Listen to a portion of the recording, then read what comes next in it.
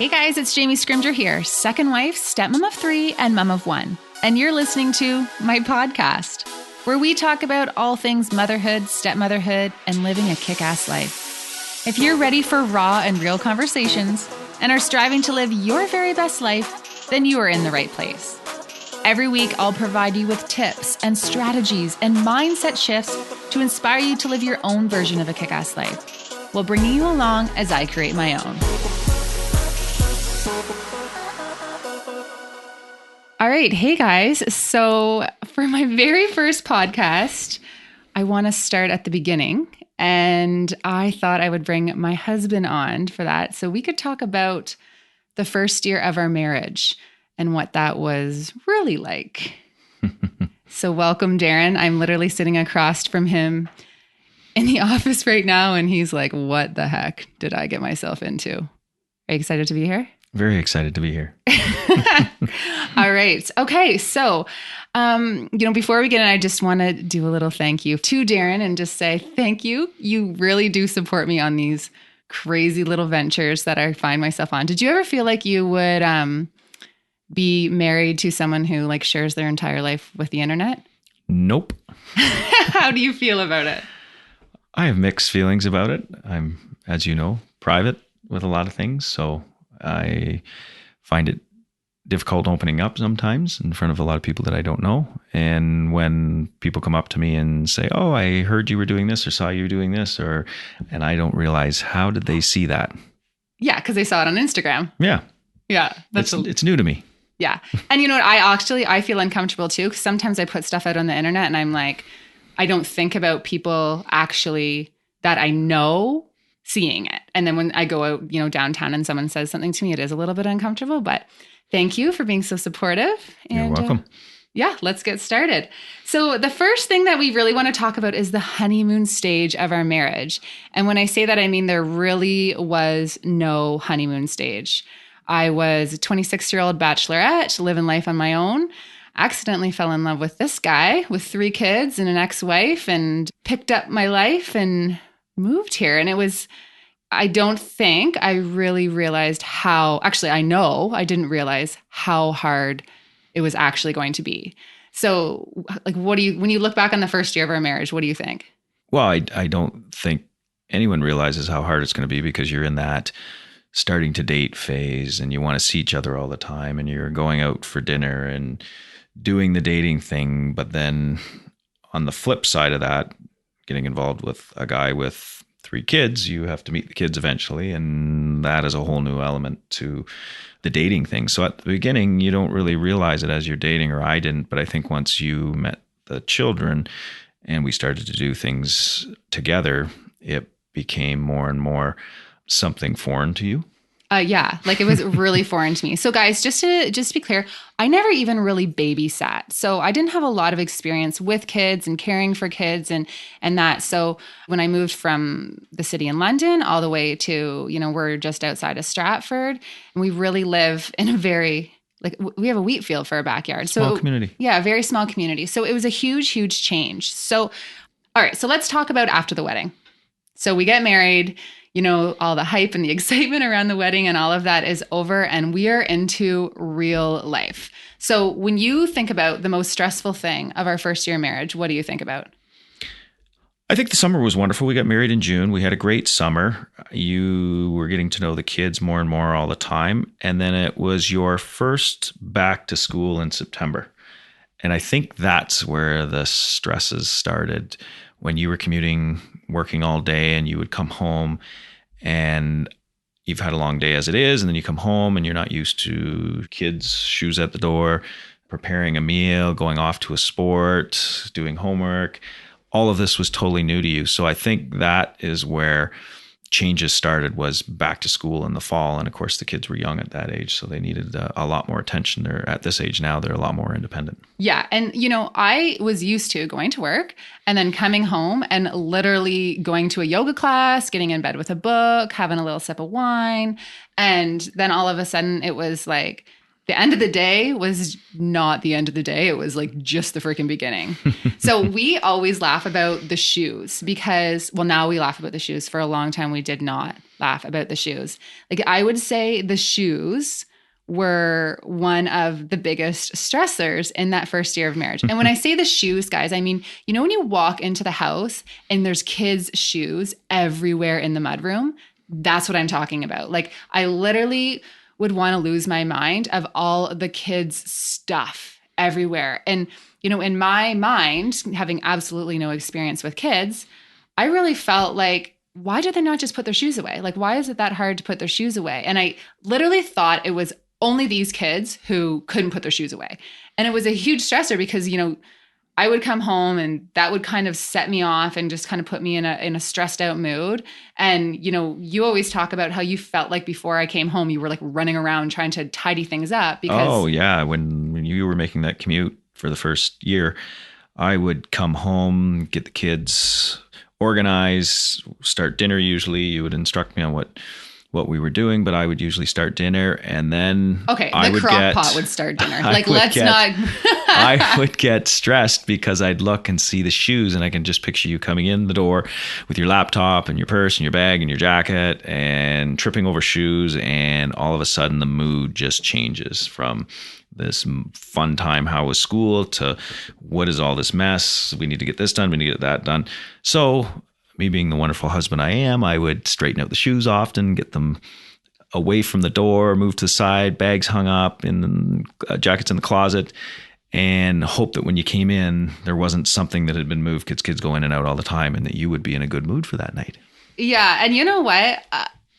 I kind of feel silly about it now, but it's like you don't know what you don't know. And I didn't know that kids leave their crap all over all the time. And I didn't know that kids literally need to be told 10 times sometimes to actually get things done. And I just didn't know that that was really age appropriate. So, you know, if I know that I've told this story to other stepmoms and they're like, oh my gosh, yes, the shoes. There might be some of you who are listening and you're like nodding. Here's the thing, guys, you need to get friends who actually are moms as well, or stepmoms, because when you start talking about just life with kids, you realize that all kids leave their freaking shoes everywhere. So, you know, the mudroom is a complete disaster right now. I've definitely got over it. I've kind of... The front hallway as well. Yeah, we're sitting in the office right now and there are a lot of shoes. So it's, you know what, honey, that just shows how far I've come. You've come a long ways. Yes. Okay. So the second thing that really stressed us out, and one of the biggest stressors that we had during that first year of marriage, was you were really struggling not being with the kids all the time. Mm-hmm. Well, I had to adapt to 50% of my time was with the kids instead of 100% of the time. So it was a big adjustment from what I was used to. And you didn't always understand that. And you took it personally if I was down in the dumps because I missed the kids. Yeah, you know, and I remember saying the most insensitive things to you and being like, well, what did you expect? You guys decided to get divorced. You're not going to be with your kids all the time. This is just kind of a reality and you need to be okay with that choice. And I look back and I'm like, what the hell was I thinking saying that? It's so insensitive. But I will say, you know, often I would take it personally when you were missing the kids, when I would think, you know, aren't you excited to have alone time with me? When it's just two separate issues. And it took me a while to really understand that and not take it personally. But, you know, just because you miss the kids doesn't mean that I'm any less important to you or that you're any less excited to spend time with me. Yeah, the kids are part of me. And when I was used to seeing them all the time and you'd have a great week with them or a great couple days and then they would go and you'd have that moment where you miss them, putting them to bed or getting up in the morning with them or going outside and playing with them. And I don't think you realize that. You would take it that I held the kids above you, which wasn't true. Yeah. And, you know, people get, you know what, I feel kind of sick to my stomach and nervous what people's reactions are going to be when I say this, but a lot of stepmoms get upset when people will say you don't understand until you have your own kids. And it used to really stress me out and make me upset when people said that to me. But this was a situation where I actually really didn't understand until we had Reese, because I cannot imagine not being with Reese all the time. Like, to me, that makes me even sick to my stomach thinking about that. And so I don't think that I truly understood how difficult it was for you until we had Reese. Would you agree? Yeah. And I think as you've grown as a stepmom, you understand. And I think also you've matured, or you understand as well as a stepmom that how important kids are. And I know you'll say that sometimes after we've had a great Christmas break and they've got to leave. Oh, it's kind of sad that the kids are going. And now with Reese especially, you'll say, oh, it's sad, and it's sad for Reese, but we move on. Yeah, for sure. Works out. Yeah. And we really have kind of gotten to our groove around that. And now I know what I need to do for you to support you when that does happen, right? Like when you're super sad after holidays, or, you're sad all the time, but it's when we have those really great times with the kids, then I feel like it gets, even more difficult when they leave. So I now know how to support you. And yeah, I think, when we have a week off in the summer and we're all together, and then they leave, that's usually when it hits me the worst. But you're right. You're a lot better than you used to be. You're a lot more understanding that it is difficult being away from your kids. Okay, so the third thing, when I think about that first year, do you remember how strict I was on bedtime? Yes. Like, guys, I worked at Children's Aid. So I was a child protection worker for CAS. And I also was a family support worker. So I would go into people's houses and help them, kind of like, that show Super Nanny. So I would go in and help them with rules and structure and implementing routine and discipline and all of that. And really, I had absolutely no business ever being hired in that position, because I was 26 years old, looked like I was 21, and I had no experience with kids. So when I came into this role, I was very much parenting according to how things are in the books. And I was like structure, routine, bedtime. I was very strict on bedtime. Like if it was 8:01, I would for sure be downstairs trying to get bedtime rolling. And it caused a lot of issues between us, because you'd be in the middle of a movie and I'd be like, no, it's bedtime. We have to stick to rules and routine.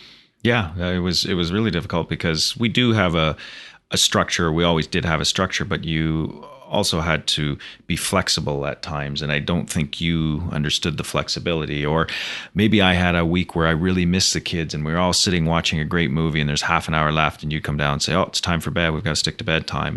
And that would cause an issue between you and I. Yeah. And it also painted me as like the evil stepmom too, because I'm trying to implement rules and dad doesn't care. So it was definitely kind of a learning curve for me, just to realize that, yes, structure, routine, and rules and consistency and all of those, parenting buzzwords are so important.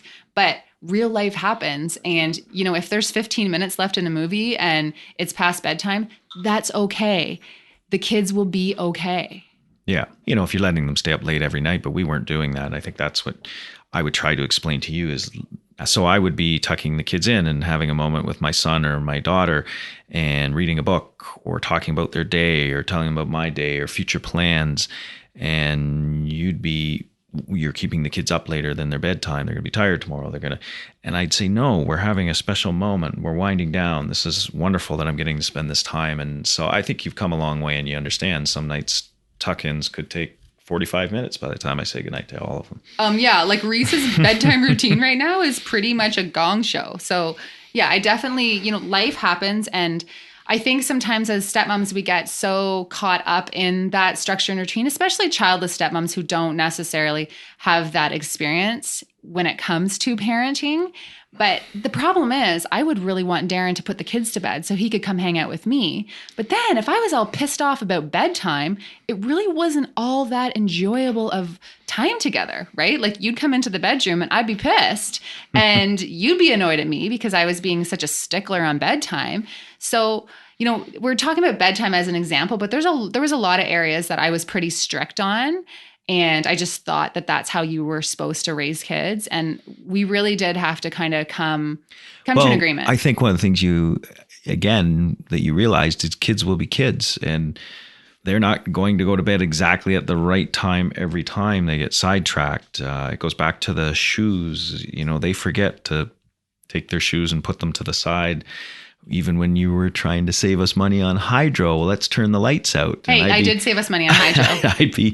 Yes, that's a great concept. I tell them that all the time, but he's 5 years old. He forgets to turn his light off sometimes. It's going to happen. Yeah, I do want to point out, though, that I really did save us money on hydro, and the kids did get good on that. But yeah, I think, again, it goes back to being a childless stepmom and having absolutely no experience with kids and what's age appropriate, right? You don't know what you don't know.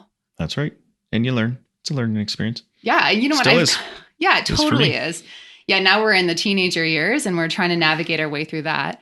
But I think we're more on the same page, kind of. Yeah, we're on the page and there's more flexibility. And I think I realized at one point your changes and your adoption of more flexibility was when I came home and you were so strict about the kids being in our bed with us. And I'd say, well, why don't we invite them in to watch a movie? And we'd watch it down in the family room. And then I came home one night and I had a night appointment and I walked into the bedroom and there's all the kids watching a movie with popcorn in our bed. And I said, if I had have tried this, there would have been big trouble for breaking the rule that you had placed about the kids being in the bed with us and watching movies, that we can do it downstairs. And totally, but that was me getting to the point. Okay, you know what? Everyone wanted to watch a certain movie, and let's just get some popcorn, get in bed, and we'll enjoy this. And that was awesome for me to see, because I could see that you were starting to loosen up on. And I think it happened as I started to have more special moments with the kids too, right? Because you come in and you're just kind of getting used to having kids around, and you're just really, like I always say, it was like I moved to freaking China. Like it was a whole different world that I wasn't used to.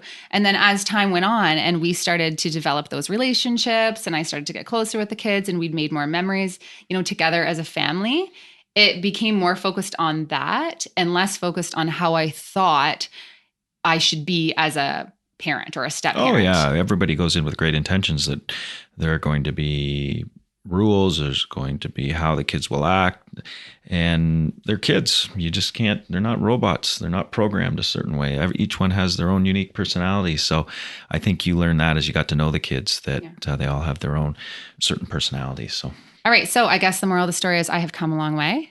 Yeah, long way. Yeah. You've come a long way, and it's been almost over 6 years now. Yeah. So, and again, the kids, like you said, now we have moments together.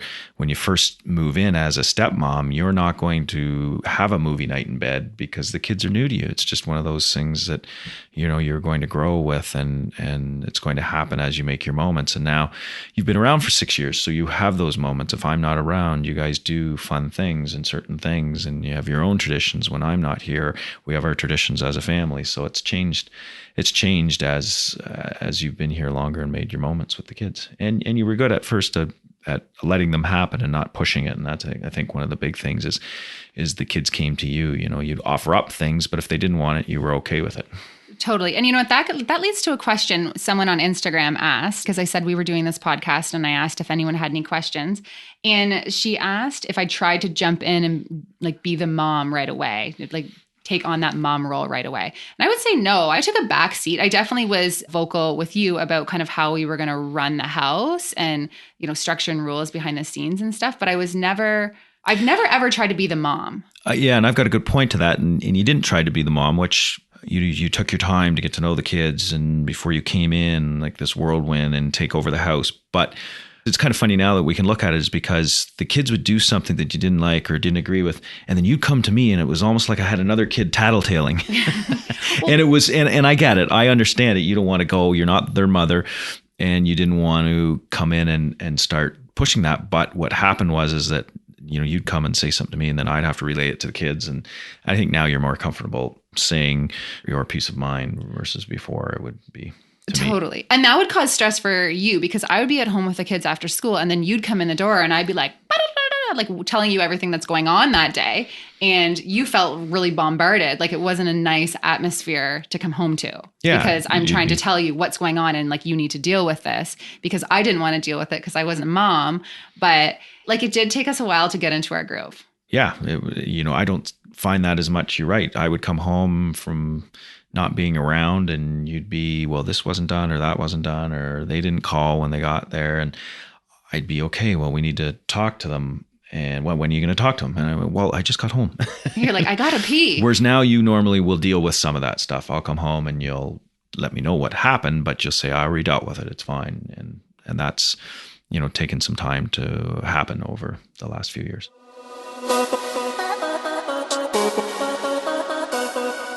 This podcast is brought to you by my ebook, 101 Ways to be a Kick-Ass Stepmom. From how to navigate your relationship with your husband's ex-wife, to how to stop feeling insecure about being the second wife, to what to say when your stepkids say, I don't have to listen to you, you're not my mom, to how to introduce an ours baby into your blended family crew, to how to minimize conflict even when the ex seems to thrive off it, to how to get on the same page with your husband about all the things, and so much more. This ebook shares my top 101 tips, strategies, and mindset shifts for stepmoms who are ready to live a kick-ass life. To check it out, head to www.jamiescrimger.com/ebook.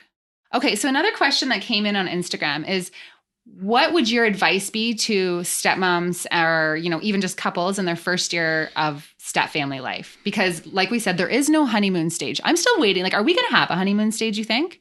When I retire? What? Like, no, I feel like no. It gets better and better every single year. And maybe we won't have a honeymoon stage, but I feel like our marriage keeps getting stronger every single year. Yeah, it absolutely keeps getting stronger and better. And I think we had a honeymoon and we had that period right after we got married, but we didn't have that. I get what you're saying, that honeymoon stage, just the two of us. I mean, we jumped right into life, a family life. Yeah. Guys, if something new to you. If you're new here and if you're not familiar with our story, literally, so Darren and I started dating in March. We moved in together in July. We were engaged in October. We were married in June. And I missed something there. We were married in June and we got pregnant in August and had a baby in May. So there was I literally went from 0 kids to 4 kids in a year. Is that the right math? A year? Yeah, it is a year. Yeah. Ish. Over a year. Over a year. Anyway, It was a huge transition. So what's your advice for people in their first year? I think some of the mistakes we made bring up the best advice. When you come into a house and it's already functioning, if it isn't broken, don't try to fix it right away. There were some broken things. Oh, honey. And I'm not saying it was perfect. I'm not saying it was perfect by any means, but you want to maybe observe for a while and say, here's what I think we should do. Or I think when we tried to reinvent the wheel, that's when there was resistance, and that's when there would be arguments. That's when I think we'd have our tensions and you'd have tension with the kids. But what? In my defense, I don't think I was reinventing the wheel there or trying to implement rules that weren't already here. I was just trying to implement the rules that we had been 8 o'clock is an agreed upon bedtime. And I just had no flexibility in it. So it's not like I came in trying to change things. We had said, okay, this is how we're going to run things. And it was very similar to how you were running things. But I had about 0 room for flexibility. True. I think that's the problem. It was the lack of flexibility. If a rule was put in, you wanted to follow it to a T, and there could be circumstances where it can't be followed to a T, or it shouldn't be followed to a T, or let's let it go for a little while. And I think that was one of the big things that I would say to a stepmom is be flexible. Totally. You have to give people some latitude. The kids, your husband, give them some latitude, because this is new to them as well. It's not just new to you, it's new to them. There's a new person in their life that has different ideas, has maybe a different background. You don't know where they're coming from, and put yourself in everybody's spot before you make judgment on certain things. And again, I think you did that, and now you realize that with having Reese, that kids often aren't easy to handle. They don't follow rules exactly. What do you mean? Reese follows all the rules. She listens all the time. I don't know what you're talking about right now. All right. So Stephanie said, how did you find balance between the kids' needs and Jamie's needs? I don't think you ever did. I think I was pretty good. The only thing I maybe didn't find balance is I always thought when the kids were here, because I only see them 50% of the time, they had to be the priority. And I think sometimes that goes back to the beginning of this, where you would take, why does he want to spend so much time with the kids? What about me? When do I get my time? Because I think I would turn it on. I've got the kids for halftime. When they're here, I'm going to be super dad. I'm going to spend a lot of time with them. And I think that was one of the things that came up that we would disagree on. And I think that is where I didn't have great balance. Now the kids are more independent. So even when they're here, you and I often have time alone. Well, because now they can babysit. Yeah. Where I didn't make that time originally, I wanted to be with the kids. And then when they weren't here, it was our week. My balancing was putting you as a priority the week they weren't here, putting them as a priority, where I needed to blend everyone together. And you and I would still have a dinner out the week the kids were here. We would still hold hands and go out and play while the kids played, instead of me just being, I'm going to go do this with the kids and not including you. You were always worried I wasn't including you, whereas I always assumed you're invited if you want to come, but maybe you don't want to come because this is new to you and you need some space, and you might be able to totally. And I would that. get pissed at you because I would feel like you've gone off to do things with the kids and without me. And I would be like, why are you leaving me out? And, your response was, you're always invited. You are always invited with us. And I felt like I was just being kind of left on the sidelines and living my life on an every other week basis too. However, now I will say, in your defense, honey, I probably, if I were in your situation and with Reese every other week, I would be dedicating that whole week to Reese. Like I will say, now that I can look at it from a parental perspective, I think I would have done the same. Yeah. And I don't regret it. But I think that was our balance at the time, was the kids were priority one week and you were priority the next week. Totally. Now it's different. I think it's a lot different. Okay. Lindsay D wants to know, how did or does Darren talk you down when you're overwhelmed with big changes? Lindsay, I never get overwhelmed. I have no idea. Why would you think to ask that question? Just joking. That's when I raise my voice.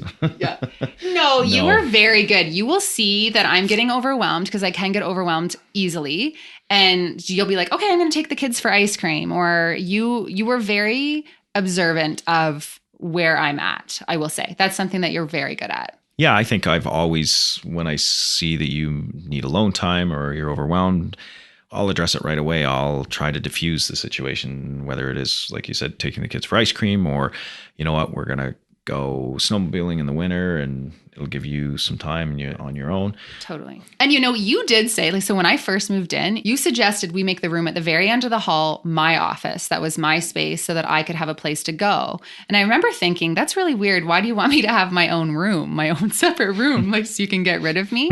But you knew before any of this even kind of started that I was going to need my own space. And you were very adamant that we make that into my office so that I did have somewhere to go where I could read my book and, just kind of do my thing away from kids. And, not everyone has like a spare room in their house that they can make into that. But I do think you really respected the fact that I was going to need some space. Yeah, I think just knowing your background when you said, what your week consisted of when you were on your own and you loved to curl up to a book or watch a movie or get on Netflix. And I thought it was ideal that you have some space that if you want to go and do that when the kids are noisy and when they're running around and other things are going on, that you had a spot to go do that. And you're right, not everyone has a place, but that I think is really important, that everybody has a place they can go. And I remember you saying to me one time as well, you never get alone time. I'm never on my own. My business, I'm talking to people all day or meeting with people or with staff.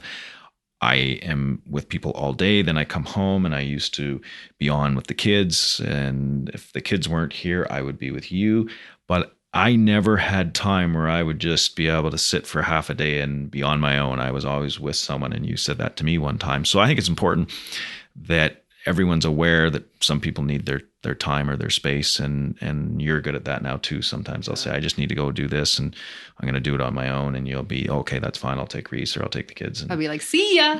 So I think that's good, because there was a period there where, I never had a chance to sit down and do some of the things I like to do on my own. Yeah, totally. And, so that would be one thing I would say to stepmoms is we spend a lot of time thinking about how stressful this is on us and the adjustment that we have. Sit for a moment and just really consider how much your husband has on his plate. He is balancing an ex-wife. He's balancing a new wife. He's balancing, his kids and trying to make sure that everyone is happy all the time. And it's a lot. It's a lot to balance. I feel like at the very beginning, you had a lot on your plate. Well, you still have a lot on your plate, but you had a lot on your plate. And I don't think that I ever took a moment to be like, how is Darren coping with all this? Because I was really wrapped up in the transition for me. Yeah, no, that's true. Yeah, you're trying to keep that balance in your own life. And I was so worried about everyone else being happy or pleasing everyone else that is when I think I would get stressed and I could get grumpy, and you would realize you would even say to me something, okay, you just need to blow off some steam. You need to go do something, whether it's one of my hobbies is go up north or, and you need to really go in the bush by yourself soon.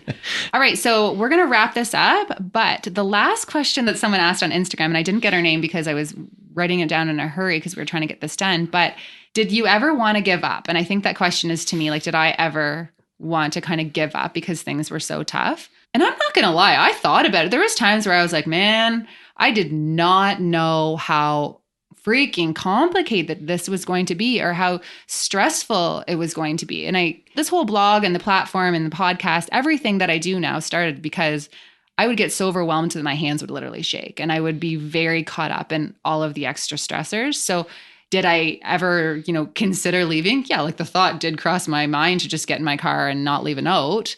But, for me, like, you're my person. Like, I knew that I was going to marry you 2 weeks into us dating. Like, it was very, very immediate for us. And I just, I knew I was going to marry Darren even before I met the kids. It was just this feeling that I had. And I don't think I could have ever really done life with anyone else. So as much as I joke around about thinking I would leave and, maybe in those stressful times, the thought crossed my mind, but I didn't ever really want to, like, I just couldn't imagine doing life with anyone else. Oh, and it gets very stressful. And you're supposed to say thank you, honey. That's really sweet. No, I'm just sympathizing with you. But yes, thank you for not leaving. That was really nice. Thank you very much. But I understand. It gets very stressful. I could see that. There's a lot of tension at times with kids, and you're their stepmom, not their mom. There's tension with the ex that you can't control, and that is very trying at times when there's things going on that we can't control because there's another party involved that we have to deal with. And I think, in an ideal world, you wouldn't have to deal with that person, and that would take one element out. But the fact is you do for a number of years anyways. But yeah, no, thank you for sticking around. But I understand that it's overwhelming at times, and there's just so many moving parts being a stepmom that you don't think of when you are going out for that first date or that. Yeah, it seems all like kind of like, oh, hot dad. Yeah, hot dad, whining and dining, all of that. And you have this like fairy tale perception of what life will be like with kids. And then you get into the real life and there's just, it's just not like that. It's not as easy as you thought it was going to be. All right. Thank you, honey. You're welcome. I'm so happy that you did this. And you know what? Hopefully this goes over really, really well. And you had such a great time. And you're just going to, make this a regular thing. A regular thing. Yes. Exciting. I think you kind of like being behind a microphone. I'm not going to lie. I think you do. Did you have fun? I had fun. Yeah. Yeah. Awesome. I think it's good sometimes to talk about this stuff and rehash our last 6.5, 7 years. Totally. And, we made a lot of mistakes, and that's what I'm all about is I want to be really open with, what I struggled with so that other people can learn from my mistakes and maybe be inspired by the lessons that I've learned. So that's what this podcast is all about. And don't give up. It always gets better. It does. Time really does. Like as time goes on, the things that used to just rattle you, it just gets to the point where you're like, yeah, it is what it is. You can even look back and laugh at some of the stuff. We will laugh sometimes, some of the things like the shoes that used to bother you so much. We now laugh about that. Yeah. All right, guys. Thank you so much. And I will talk to you in the next episode. Okay, guys, if you like this podcast, please do me a little favor. Take a second and subscribe on iTunes, and then screenshot this podcast, give it a share in social media, and tell your friends what you think. And hey, don't forget to tag me so that I can thank you for helping me spread the word. Thanks so much, and I will talk to you next week.